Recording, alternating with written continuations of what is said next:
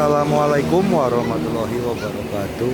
Seperti biasa sebelum dilanjut ceritanya, bantu tekan tombol like dan berkomentar juga tuan dan anak. Terima kasih sesudah sebelumnya. Oke guys. Bab 1001, Tren Dunia. Apa yang dilihat Chu Chen bukanlah versi asli video tersebut, tetapi hasil terjemahan oleh personel terkait dari Biro Operasi Khusus, yang dengan sangat jelas menunjukkan apa yang ingin diungkapkan oleh Biro Vulkan. Bencana laut. Chu Chen menatap monster gurita berwarna merah darah yang membeku dalam gambar. Tidak diragukan lagi bahwa itu adalah karakter yang lebih sulit daripada ubur-ubur Surai Singa.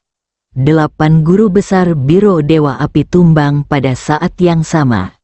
Tidak heran mereka ingin merilis video pertempuran. Mereka mungkin menyadari situasinya dan tahu bahwa mustahil untuk membuka pintu istana bawah laut dengan kekuatan Biro Dewa Api. Jadi mereka mulai membesar-besarkan teori bencana laut dan memanggil orang-orang kuat di dunia untuk membuka pintu istana bawah laut ini bersama-sama. Istana bawah laut ini terlihat tidak biasa, kata Chu Kaiping. Apakah menurutmu ini ada hubungannya dengan benih api yang kamu sebutkan? Benih api, hal ini tiba-tiba membangkitkan minat Chu Chen. Pandangannya kembali tertuju pada istana bawah laut dalam video itu, dan Chu Chen menyipitkan matanya sedikit. Itu memang mungkin. Lagi pula, jika itu adalah warisan yang ditinggalkan oleh sekte yang kuat 2000 tahun yang lalu, akan ada orang-orang yang tetap tinggal untuk mewarisinya. Jika orang-orang lainnya ingin merebutnya, mereka pasti akan mengalami banyak rintangan. Monster gurita mungkin menginginkan harta karun di istana bawah laut. Chu Kaiping menghela napas. Lautan luas itu misterius. Sebelumnya, ubur-ubur Surai Singa menyebabkan masalah di kota Peda. Dan sekarang monster gurita telah menguasai satu sisi. Aku ingin tahu apakah ada raja binatang mutan lain di dunia bawah laut. Tentu saja ada. Chu Chen melirik Chu Kaiping dan berkata, "Paman kedua, berhati-hatilah saat memancing. Jangan pergi memancing di laut selama waktu ini." Chu Kaiping, video yang dirilis oleh Biro Vulkan menyebar ke seluruh dunia dengan kecepatan yang sangat cepat. Saluran promosi di negara-negara besar atau masyarakat sendiri bertanggung jawab menerjemahkannya ke dalam versi yang cocok untuk negara mereka masing-masing. Penyebarannya cepat dan menimbulkan guncangan global. Monster gurita yang mengerikan, suatu gambar yang mengejutkan. 8 dewa yang kuat itu berlumuran darah.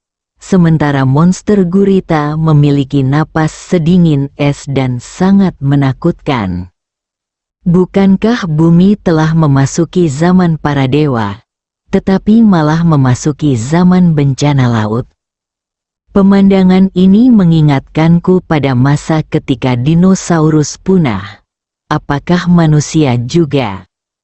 Di lautan yang tak terbatas, ada berapa banyak makhluk seperti gurita? Jika mereka semua muncul, bagaimana dunia manusia bisa menolaknya? Hancurkan dan mati bersama, biarkan bumi kembali ke zaman kera. Tidak. Saya selalu percaya bahwa bumi sekarang berada di era baru dengan karakteristik Tiongkok. Isu ini sedang hangat diperdebatkan di berbagai negara. Pada hari ini, topik terkait bencana laut mendominasi daftar tren di hampir semua platform media sosial di seluruh dunia. Akun resmi Vulkan Bureau secara langsung merilis 3 konten secara berurutan. Yang pertama adalah video tentang monster gurita. Yang kedua adalah integrasi negara-negara dan kawasan yang pernah mengalami bencana laut di dunia. Dan konten yang ketiga mengajak seluruh kekuatan besar di seluruh dunia untuk membentuk aliansi guna membahas isu-isu besar dan menyelesaikan masalah bencana laut. Tentu saja, kata-kata Biro Vulkan dengan cepat mendapat persetujuan dan dukungan dari banyak sekutu. Meskipun Australia berada di daerah bencana, Australia bersedia segera mengirim tim ke laut untuk membentuk aliansi. Pada saat yang sama, kami juga berharap aliansi baru ini dapat menyelesaikan tidak hanya masalah bencana laut, tetapi juga berbagai bencana yang dialami berbagai negara. Ini adalah era kekacauan, tetapi juga era yang penuh peluang. Umat manusia harus mengesampingkan semua prasangka dan bersatu. Atas nama Aliansi Prajurit Barat, saya menyatakan bahwa saya akan bergabung dengan Biro Dewa Api untuk menangani bencana laut bersama-sama. Selama suatu waktu, satu panggilan mendapat 100 tanggapan. Sebuah aliansi baru akan segera muncul. Namun, lambat laun, banyak orang yang mengalihkan pandangannya ke arah timur. Biro Operasi Khusus China, tidak ada tanggapan sama sekali. Ini sungguh mengecewakan. Apakah Biro Operasi Khusus berpikir mereka benar-benar mampu menangani bencana global ini sendirian? Jika mereka begitu sombong, mereka pasti akan menanggung akibatnya. Harus dikatakan bahwa status Biro Operasi Khusus di dunia semakin tinggi. Jika Biro Operasi Khusus tidak menyatakan posisinya, maka negara dan wilayah lain yang berhubungan baik dengan Biro Operasi Khusus tidak akan mengatakan sepatah kata pun. Meskipun kali ini Biro Vulkan yang mengajukan banding. Situasi dunia terbagi menjadi dua kubu. Di satu sisi, ada negara-negara dan kawasan yang dipimpin oleh Biro Vulkan dan Aliansi Prajurit Barat, dan di sisi lain, ada Biro Perang Khusus Tiongkok dan negara-negara serta kawasan terkait yang menjalin kerjasama yang bersahabat dengan Tiongkok. Dengan bencana laut di tengah-tengahnya, kali ini, akankah Biro Operasi Khusus mengambil alih pimpinan lagi? Atau akankah Biro Vulkan menarik kembali kemenangannya? Siapa tahu. Hasilnya mungkin berupa bencana laut global.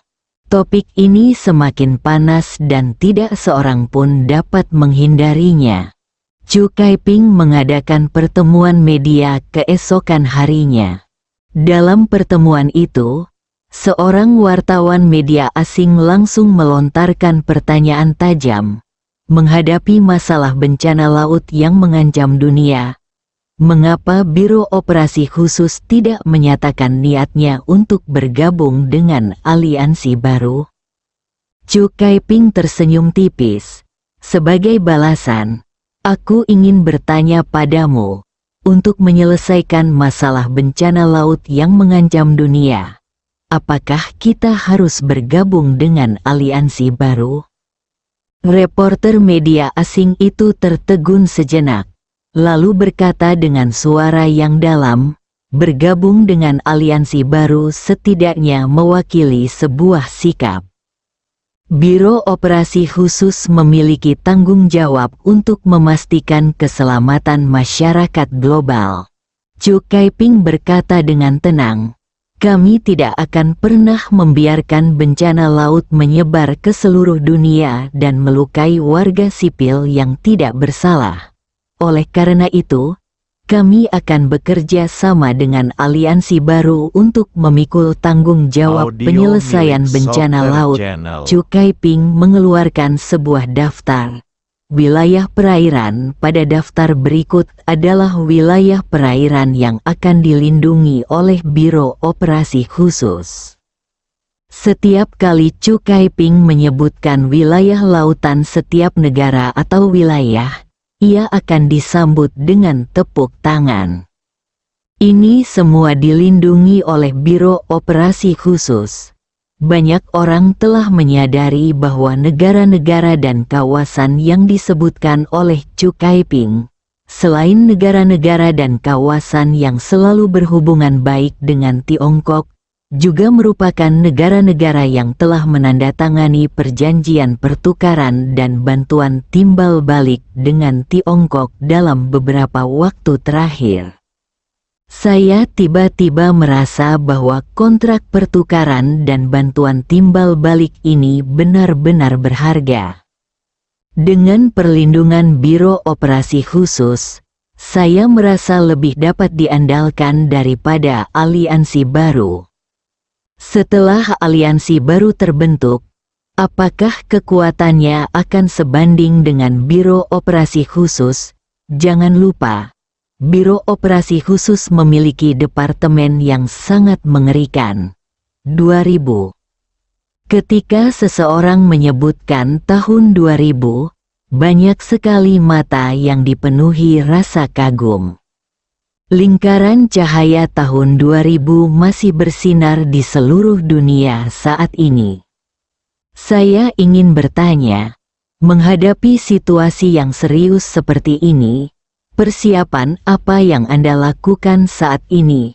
Reporter media asing lainnya berdiri dan bertanya kepada Chu Kaiping. Chu Kaiping mengangkat pergelangan tangannya, melirik ke arah waktu, lalu berkata dengan serius, Chu Chen sedang mempelajari sebuah eksperimen tentang reaksi ajaib yang dihasilkan oleh susunan dan kombinasi 136 biji. Begitu kata-kata itu terucap, banyak wartawan yang hadir tiba-tiba bergetar dalam hati mereka, bersemangat, dan menatap Chu Kaiping. Apakah sutradara Chu akan mengungkapkan sesuatu yang besar? Apakah ini langkah baru Biro Operasi Khusus? Percobaan ini, apa dampaknya terhadap situasi bencana laut saat ini? Seorang wartawan mencoba bertanya secara tidak langsung. Jika percobaan ini berhasil, Chu Chen akan berada dalam suasana hati yang sangat gembira untuk menghadapi bencana laut. Chu Kaiping menjawab. Saat ini, keluarga Chu di ibu kota, Chu Chen, Song Yan, Xia Bei dan Dewi kecil berdiri di atas meja. Saya menyentuhnya. Chu Chen mengulurkan tangannya dan menepuk kepala burung itu. Jiu-jiu kecil, ini belum giliranmu untuk menyentuh kartu-kartu itu. Kamu belum belajar dari kesalahanmu. Dewi kecil, kicau, Xia Bei menghela napas. Kakak Chen, kalau aku tidak melihatnya dengan mata kepalaku sendiri, aku tidak akan percaya kalau ada burung yang bisa bermain mahjong. Song Yan tersenyum. Dewi kecil itu memang sangat pandai belajar. Chu Chen memainkan ubin mahjong dan melirik ke arah jumpa pers yang disiarkan langsung di TV di sebelahnya. Paman kedua benar-benar pandai membual. Bab 1002, wajah hangat dan pantat dingin pertemuan media Biro Operasi Khusus telah usai. Pertemuan tersebut memicu dua topik diskusi hangat. Pertama, Biro Operasi Khusus China tidak akan bergabung dengan aliansi baru dan akan menangani bencana laut dengan caranya sendiri. Kedua, pahlawan Chu sedang melakukan eksperimen misterius. Bahkan, topik hangat kedua ini sempat melampaui topik bencana laut dalam kurun waktu yang singkat. Hal ini cukup untuk menggambarkan kedudukan Chu Sang Pendekar Agung di hati masyarakat Tiongkok. Orang-orang di seluruh negeri khawatir tentang apakah eksperimen Chu Daxia berhasil atau tidak. Sore, keluarga Chu, Chu Chen tampak kesepian. Tanpa ada kecurangan, ketiga orang dan burung itu bertarung selama beberapa jam, namun pada akhirnya mereka dikalahkan. Song Yan menjadi satu-satunya pemenang besar. Sang dewi kecil berkicau 2 kali dan berdiri di bahu Song Yan, seolah-olah dia tengah berbagi kemuliaan dengannya. Chu Chen meliriknya ke samping dan berkata, "Burung bodoh, kaulah yang menanggung kerugian terbesar." Dewi kecil itu berteriak dengan marah. Kicau, saat makan malam, Chu Chen membuka sebotol anggur koleksi keluarganya dan menuangkan segelas untuk Xiao Bei. Apakah kamu benar-benar tidak akan mempertimbangkan untuk belajar seni bela diri? Di era kebangkitan energi spiritual, perjalanan seni bela diri kuno ditakdirkan untuk kembali ke masa kejayaannya. Chu Chen berjalan di kelompok terdepan. Dia tidak melupakan saudara-saudaranya dan ingin membawa Xiao Bei ke jalan seorang pejuang. Namun, dia tidak menyangka bahwa Xiao Bei tidak ingin berlatih bela diri.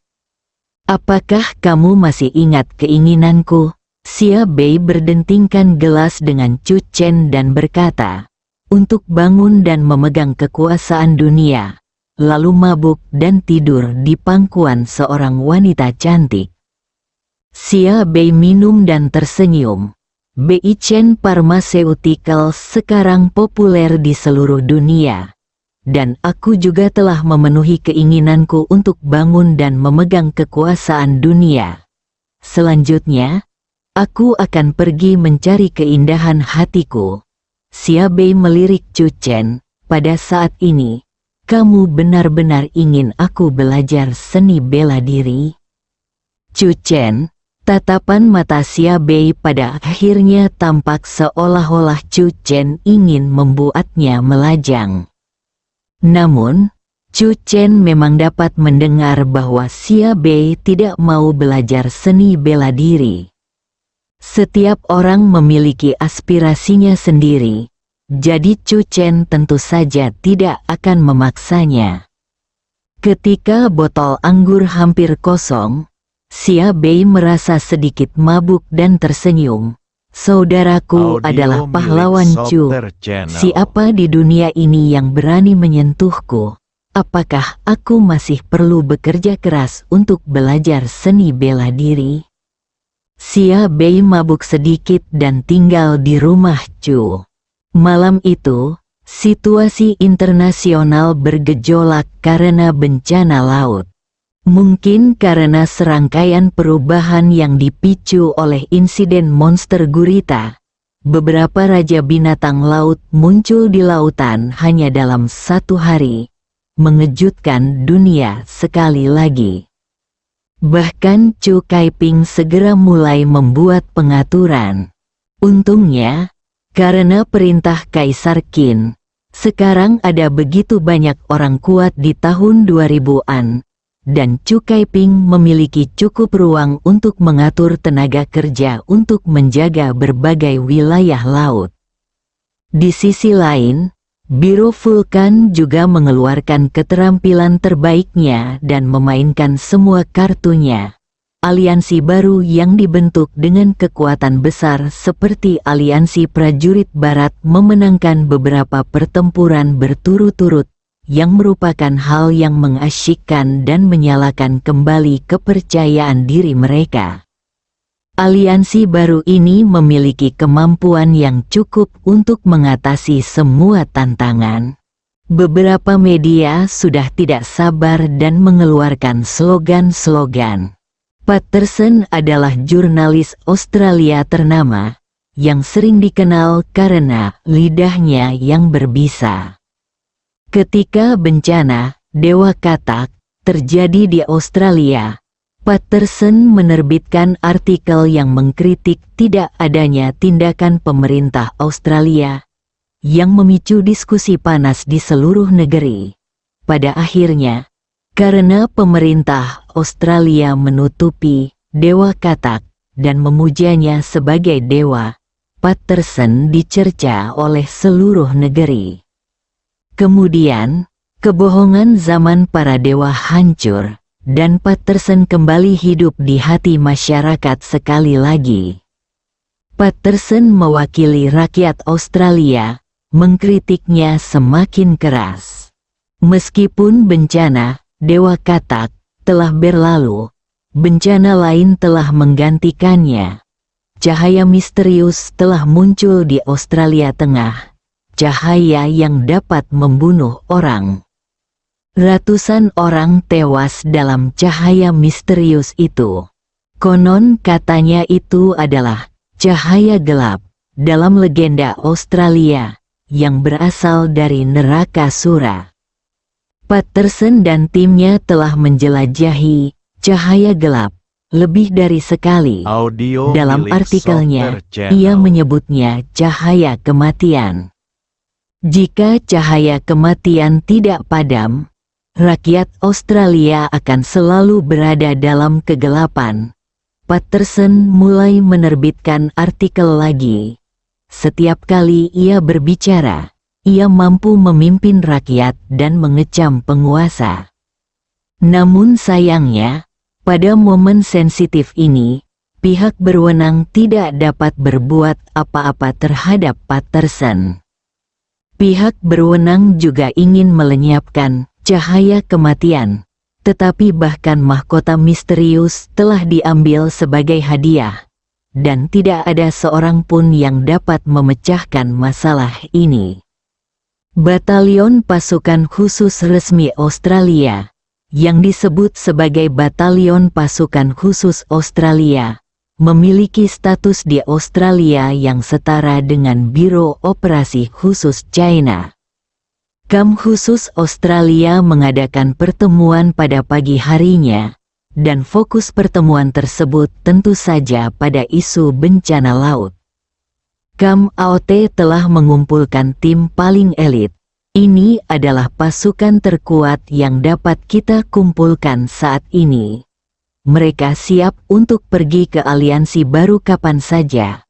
Pemimpin tertinggi KAM AOT baru merenung sejenak dan berkata dengan suara yang dalam, "Senlu, kamu akan memimpin tim." Senlu adalah orang kedua yang bertanggung jawab atas KAM AOT. Pada saat ini, Senlu mengerutkan kening dan berkata dengan suara yang dalam, "Patterson kembali mengarahkan opini publik. Kebencian publik semakin meningkat. Jika kita menarik pasukan elit dari negara ini dan pergi ke aliansi baru saat ini, bagaimana jika tim Patterson mengetahuinya?" Memangnya kenapa kalau dia tahu?" Baru berkata dengan dingin, "Satu-satunya cara untuk memecahkan cahaya kematian adalah di aliansi baru. Hanya jika kita menunjukkan ketulusan yang cukup di hadapan aliansi baru, kita dapat menggunakan kekuatan aliansi baru untuk memecahkan cahaya kematian di masa mendatang.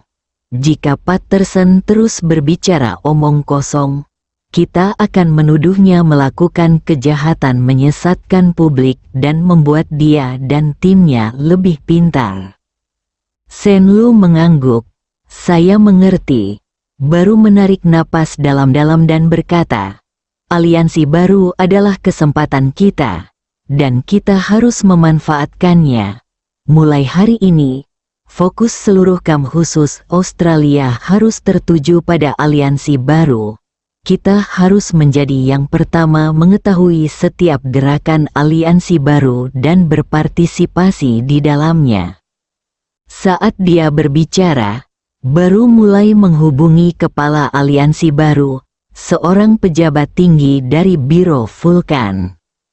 Namun, ketika baru mengatakan bahwa tim elit dari Australia akan pergi ke pangkalan sementara aliansi baru, pihak lain tiba-tiba mengerutkan kening dan bertanya, "Apakah tim Anda memiliki prajurit di alam transformasi ilahi?" Mendengar itu, wajah baru tampak malu. "Tidak. Para pemimpin tertinggi Biro Dewa Api segera berkata, aliansi baru saja mengeluarkan peraturan bahwa negara-negara konstituen aliansi baru harus memiliki prajurit di alam transformasi ilahi sebagai prasyarat. Negara-negara yang tidak memiliki prajurit di alam transformasi ilahi tidak dapat menjadi salah satu negara konstituen aliansi baru. Tentu saja, mereka dapat siap kapan saja untuk berkontribusi pada pertempuran aliansi baru. Balo mengepalkan tangannya. Jika mereka tidak memenuhi syarat untuk menjadi salah satu negara konstituen, bukankah itu berarti mereka tidak memiliki status dalam aliansi baru tersebut? Belum lagi memanfaatkan kekuatan aliansi baru untuk menangani bencana dalam negeri. Wajah baru menjadi gelap. Saya tidak pernah menyangka bahwa sesudah semua usaha tulus saya akan diperlakukan dingin. Bersambung.